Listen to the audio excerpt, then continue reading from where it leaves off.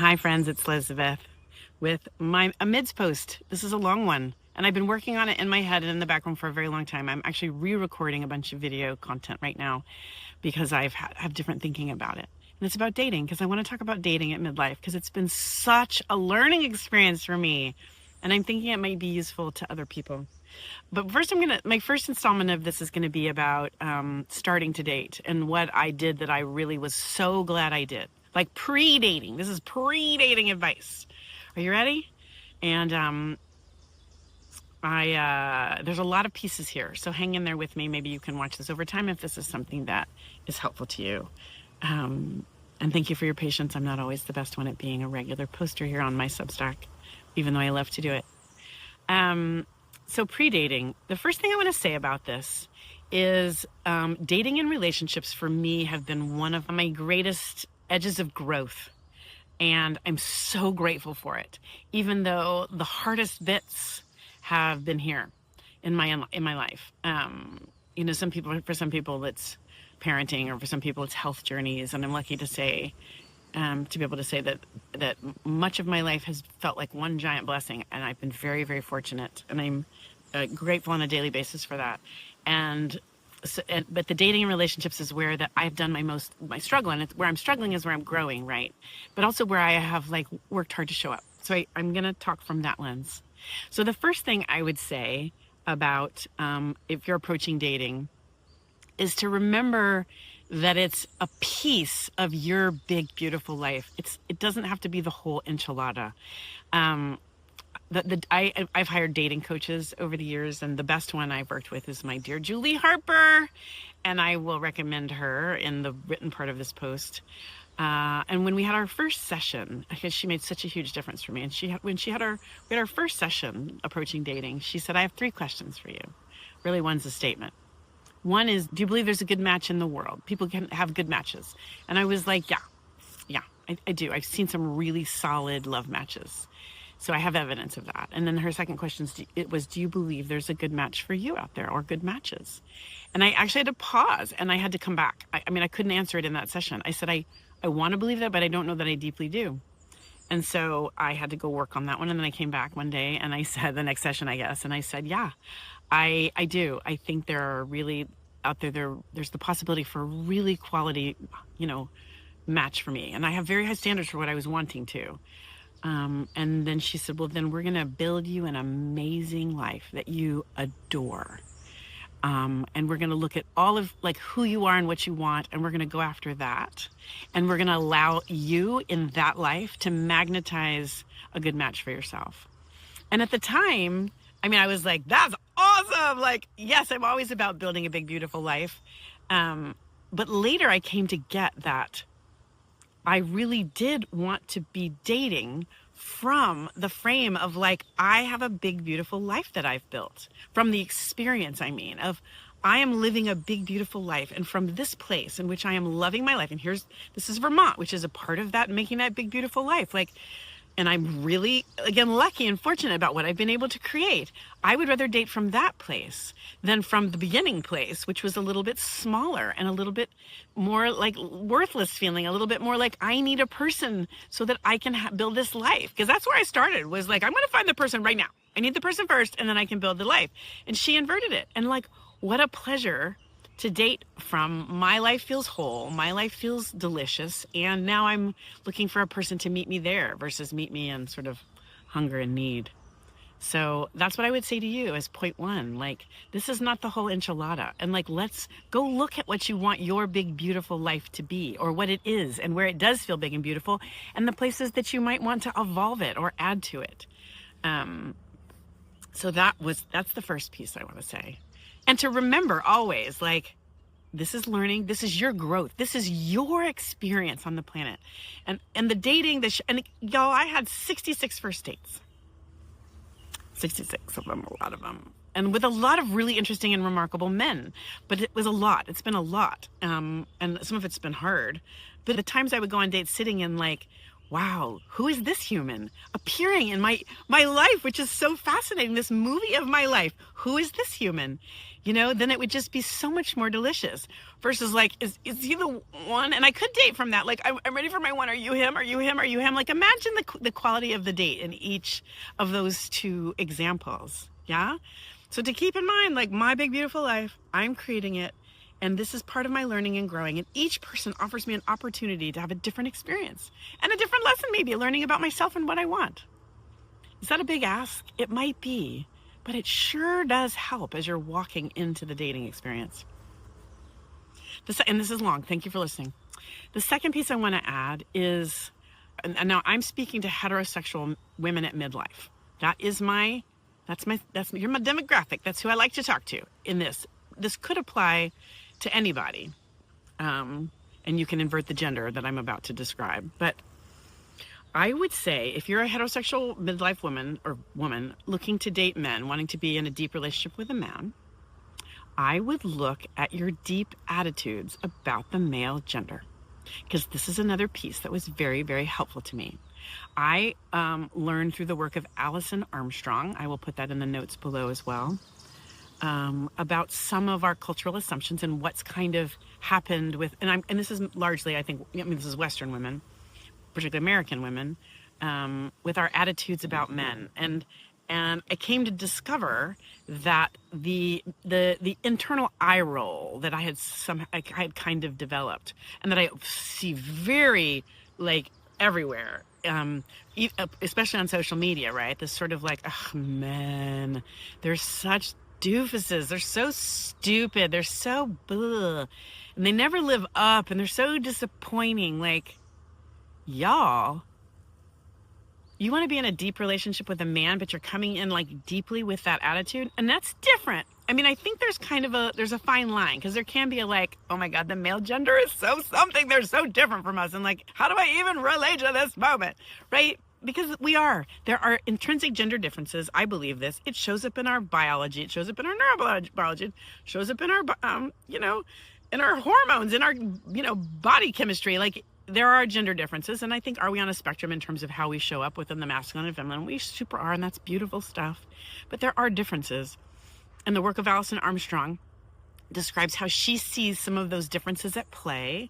And it's been super helpful to me in learning to value that difference.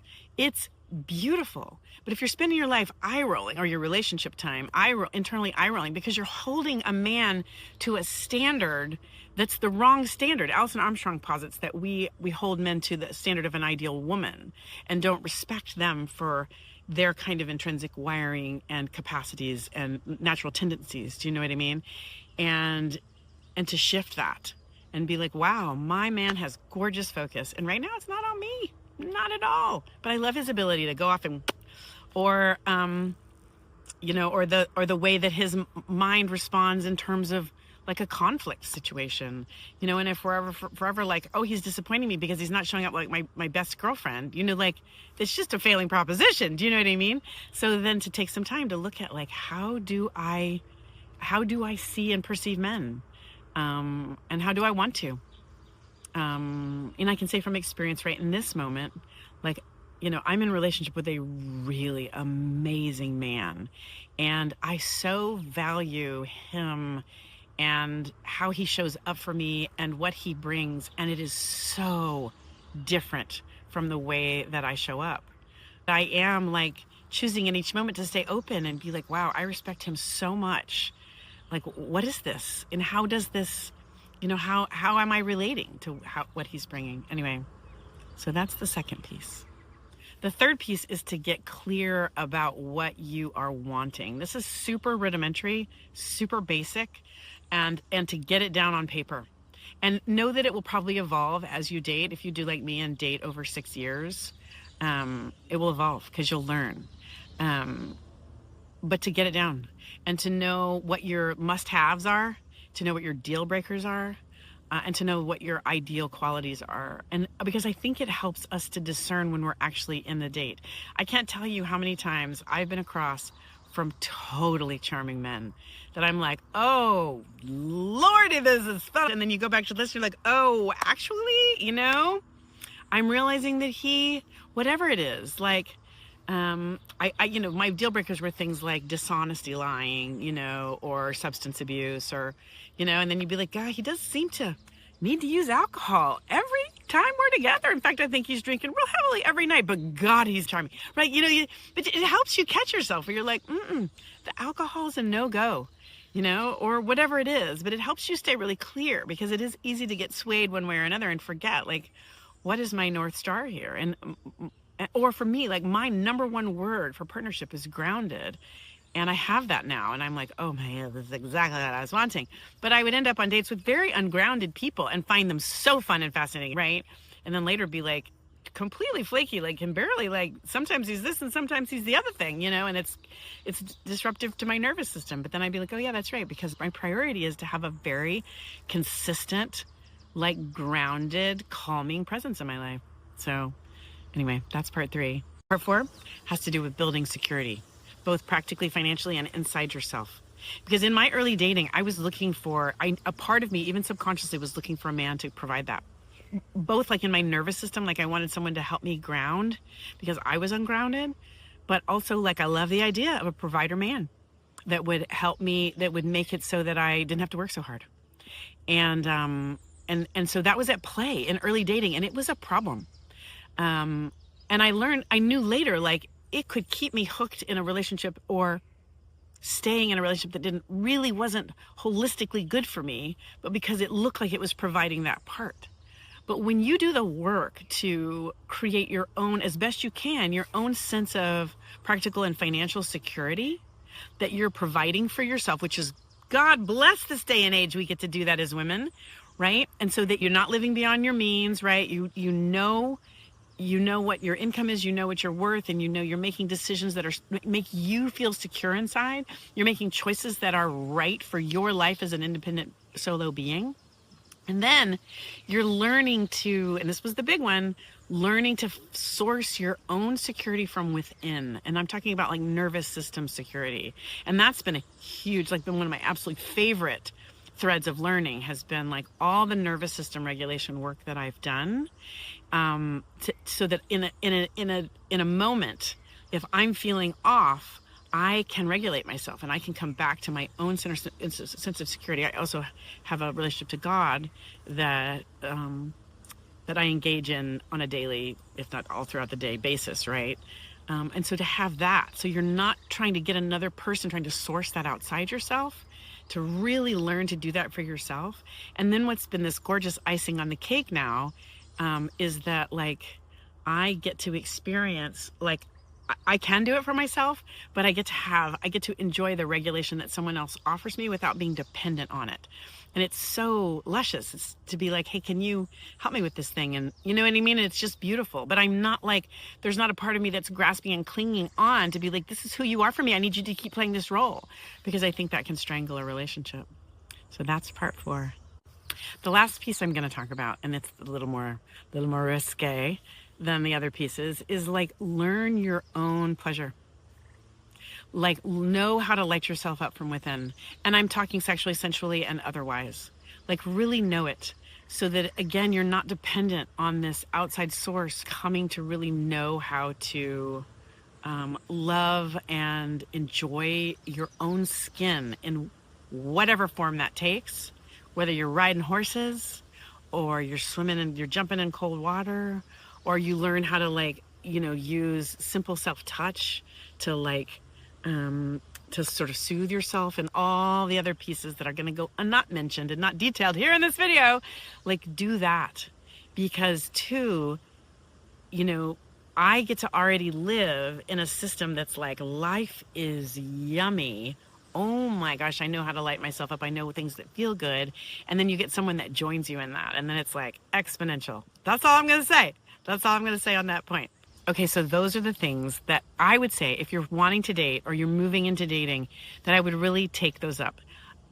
If I did, my journey was my journey, and I suppose I wouldn't really change anything, because it's been my trajectory of learning, and I love where it's landed me.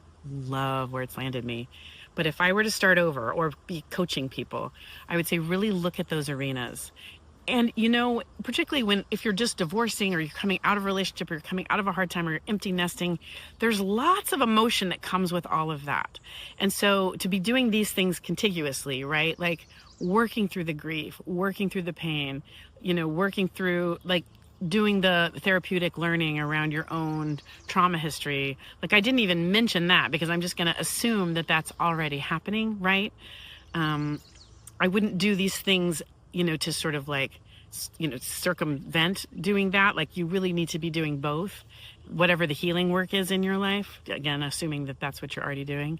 But these are things I would do on top of that to like make myself as ready as I could be to meet, number one, an excellent match for myself in my highest version possible, right? And then to be really resourced so that I can enjoy my life regardless of what's happening. Well, mostly regardless of what's happening in that relationship. Anyway, yeah, it's been an amazing journey. If you have any questions, please put them. If there's anything you want to talk about here, I would love to talk about it. This is currently one of my favorite topics because, again, it's been so challenging and life-giving to me both. Okay. I hope that helps. Part 2 coming about recommendations about actual dating. And I have lots of thoughts there too.